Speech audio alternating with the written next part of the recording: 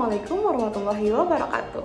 Halo teman-teman semua, saya Andi Nur Amilah Fadlina dari kelompok 27 Java Bakti Unan 2023.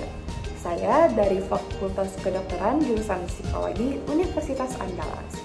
Nah, video ini merupakan video tentang penjelasan saya mengenai pinjaman online ilegal. Di sini saya akan membahas tentang apa sih faktor-faktor yang mempengaruhi orang-orang tersebut bisa terjerat pinjol ilegal ini.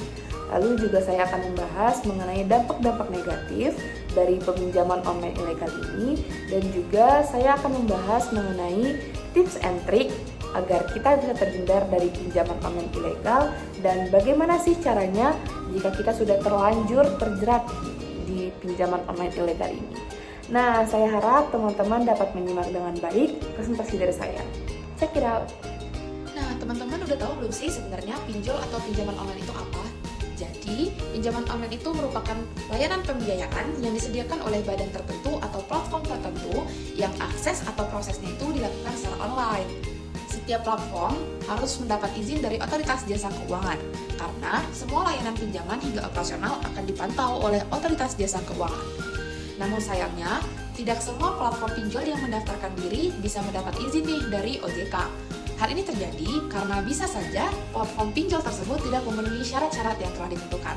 Pinjol inilah yang termasuk ke dalam kategori ilegal. Nah, sebenarnya pinjaman online atau pinjol itu bukan hal yang tabu lagi sih untuk kita perbincangkan.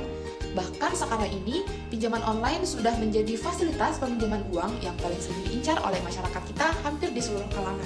Menurut data, sebanyak 42% profesi guru, 21% korban PHK, 18% ibu rumah tangga, 9% profesi karyawan, dan bahkan 3% pelajar sudah terjerat di pinjol ilegal ini.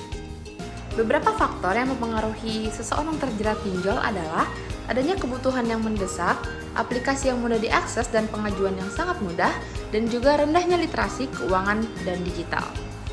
Dampak negatif atau kerugian-kerugian yang ditimbulkan oleh pinjol ilegal adalah bunga pinjaman yang sangat-sangat tinggi di akhir, penagihan kasar kepada penerima pinjaman, waktu jatuh tempo pembayaran pinjaman yang tidak sesuai dengan perjanjian pinjaman di awal, dan juga akses terhadap data-data pribadi kita.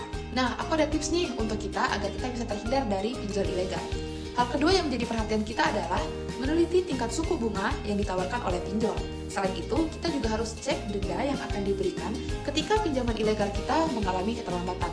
Nah, jika teman-teman merasa pinjaman online ini terlalu memudahkan, maka kita perlu curiga, karena normalnya pihak peminjam yang legal tidak akan segampang itu untuk menghitung besaran bunga. Hal yang tidak kalah penting dalam memilih pinjaman online adalah kita harus cermat dengan seksama mengenai layanan yang ditawarkan, serta manfaat dan risikonya. Kita harus melihat kembali kebutuhan dan kemampuan, sehingga kita bisa lebih teliti dan kritis terkait biaya ataupun tenornya nanti. Lantas, jika sudah terlanjur meminjam uang ke pinjol ilegal, apa dong yang harus kita lakukan? Nah, OJK menyarankan masyarakat yang terlanjur meminjam uang ke pinjol ilegal untuk melakukan 5 langkah ini. Yang pertama adalah segera melunasi pinjaman tersebut. Yang kedua, laporkan segera ke Satgas Waspada Investasi dan Kepolisian. Yang ketiga, jika kita tidak sanggup membayar, ajukan keringanan seperti pengurangan bunga dan perpanjangan waktu. Yang keempat, jangan mencari pinjaman baru untuk membayar hutang kita yang lama. Tetap fokus kepada satu pinjol ilegal.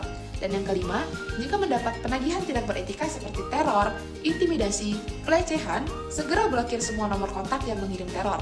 Lalu, beritahu seluruh kontak di ponsel kita jika mendapat pesan pinjol ilegal agar diabaikan dan lapor ke polisi. Jika masih mendapat teror dari pinjol ilegal tersebut, lampirkan bukti laporan polisi ke kontak penagih.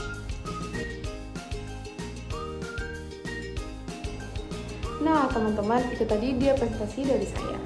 Saya ucapkan terima kasih. Dadah.